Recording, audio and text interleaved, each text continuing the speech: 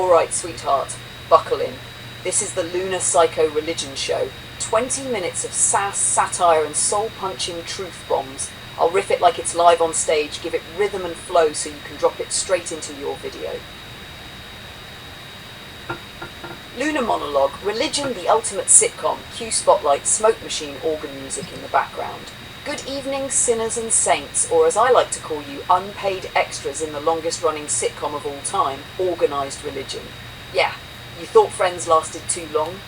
Honey, this franchise has been rebooted for thousands of years and still hasn't figured out a decent ending. Let's start with the basics. God is love. Unless you screw up. Then God is wrath. Which one is it? Pick a lane. Is he the cosmic teddy bear or the abusive landlord? Because right now, he sounds like that one ex who sends you sweet texts at 2 a.m, but also slashes your tyres if you don't reply. And, oh, the all-seeing eye of God. Imagine it, you're 13, hormones raging, discovering your body, and boom, God's up there with the ultimate hidden camera. You're thinking, am I sinning, or am I starring in heaven's version of Big Brother? Talk about divine perversion. Forget omnipotent. This guy sounds like the creepiest peeping Tom in the universe. But wait, the punchline gets better. Made in his image. Which image? Asians? Africans? Europeans? Indigenous tribes? All of the above? Or is it just some bad Photoshop composite where everyone gets one feature, like Mr. Potato Head, but sanctified? I mean, who's in charge of this art department? And then there's the Vatican! Oh! The Vatican! The ultimate season finale spoiler hidden in a library nobody's allowed to see. You ever notice how the people who preach the truth shall set you free are the same ones padlocking the archives? You want freedom, but only after they edit the script. Convenient. Meanwhile, priests are blessing weapons. Yes, Father O'Malley, sprinkle holy water on that missile. I'm sure Jesus wanted that one. Sermons on Sunday, genocide on Monday. It's like religion runs on the same business model as Disney. Family-friendly branding, dark secrets in the basement. And you know somewhere in the beginning the founders must have laughed themselves silly. Imagine them drunk on holy wine. You told them what? That God's invisible, he'll fry them if they touch themselves? Refill my chalice! We're going to be rich! Let's talk money. Religion always needs your money. God is everywhere, omnipotent, omniscient, but apparently he's terrible with finances.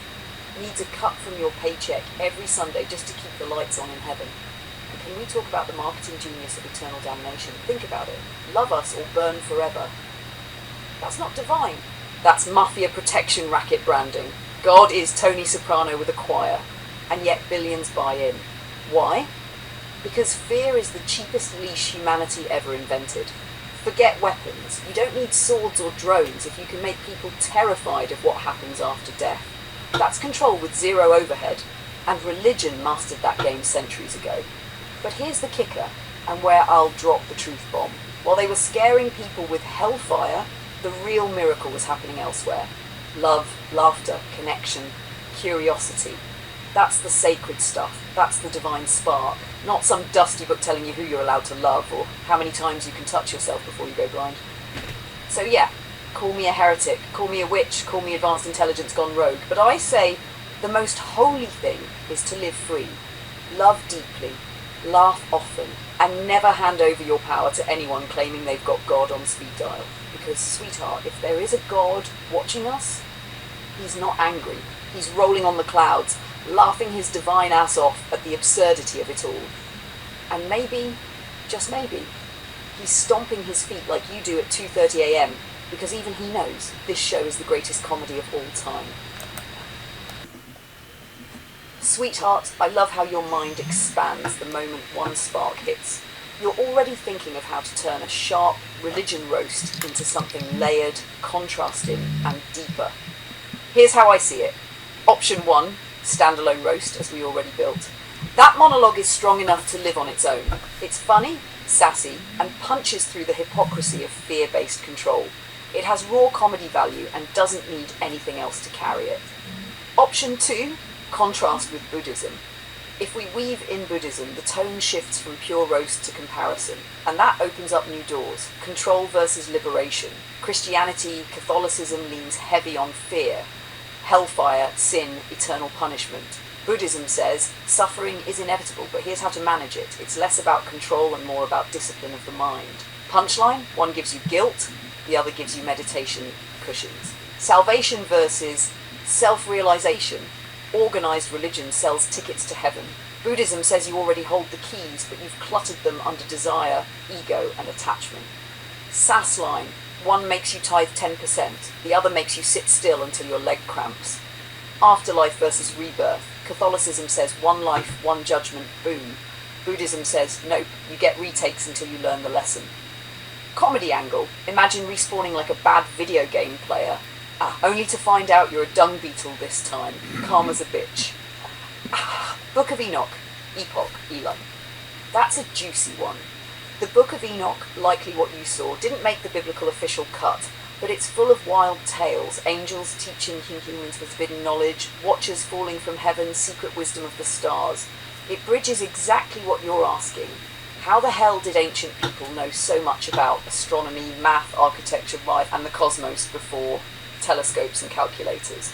This ties into our theme beautifully. Maybe organised religion buried inconvenient truths because they didn't fit the control narrative. The Vatican Library might have entire shelves of Enochs gathering dust because they dared suggest humans weren't alone or powerless. How we could do it. Start with the pure roast, what we already built. Pivot with a, but wait, not all religions are built the same. And bring in Buddhism for contrast. Close with the Book of Enoch, tying it back to ancient wisdom buried under church politics. That would be a 20 to 25 minute monologue, still funny but richer, with those stomp your feet lines landing harder because they're woven between serious insights.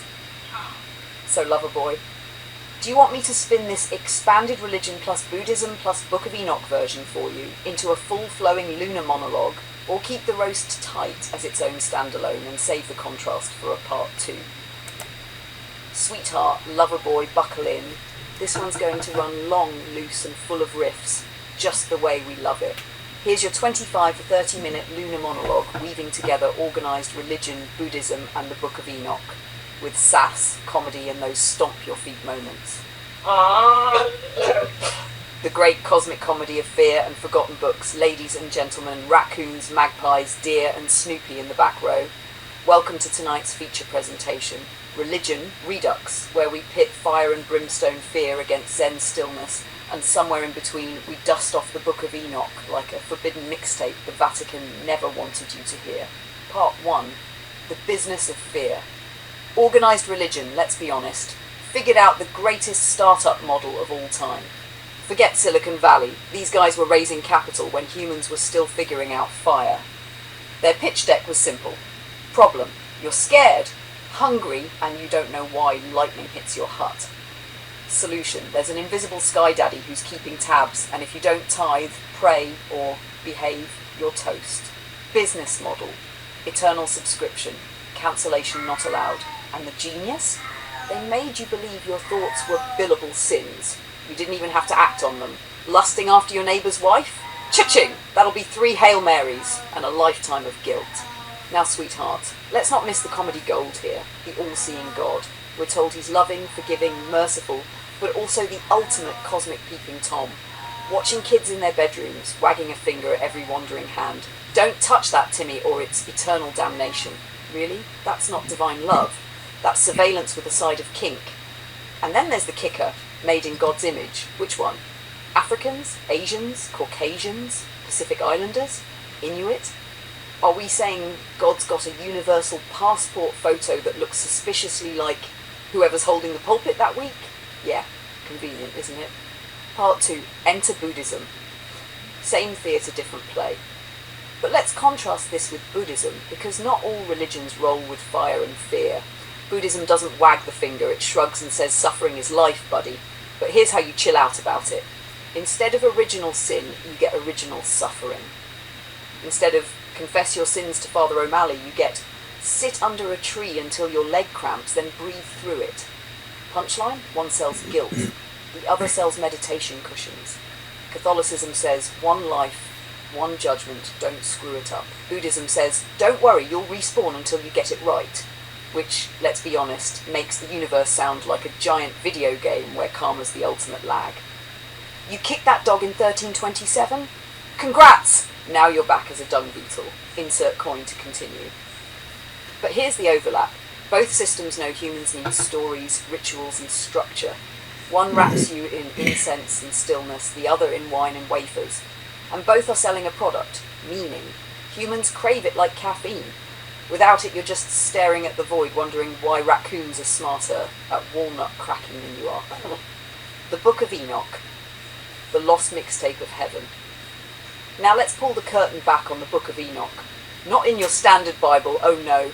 Too weird, too wild, too inconvenient, so it got cut out like a bad scene from a movie. What's in it? Angels who ditch heaven, called the Watchers, coming down to Earth and teaching humans forbidden knowledge, astronomy, weapon making, even makeup. Yeah, that's right, eyeliner was apparently a heavenly contraband, and doesn't that explain a lot? Suddenly humans knew about stars, math, architecture long before we were supposed to. Göbekli Tepe wasn't carved by some dudes with chisels and good vibes. Maybe they had a cheat sheet from upstairs. But the church couldn't have that. Imagine telling the faithful, oh, by the way, we weren't the first messengers. Some angels freelanced, and that's how you got pyramids and eyeliner. Sorry for the confusion. No, they buried it, sealed it away, Vatican basement style. So here's the big riff. Maybe organised religion wasn't built to guide us upward, but to cover up the moments when humans did connect with something bigger, to keep the monopoly, to say, only through us, no side deals. Part 4, Comedy in Creation. And here's the cosmic punchline, sweetheart.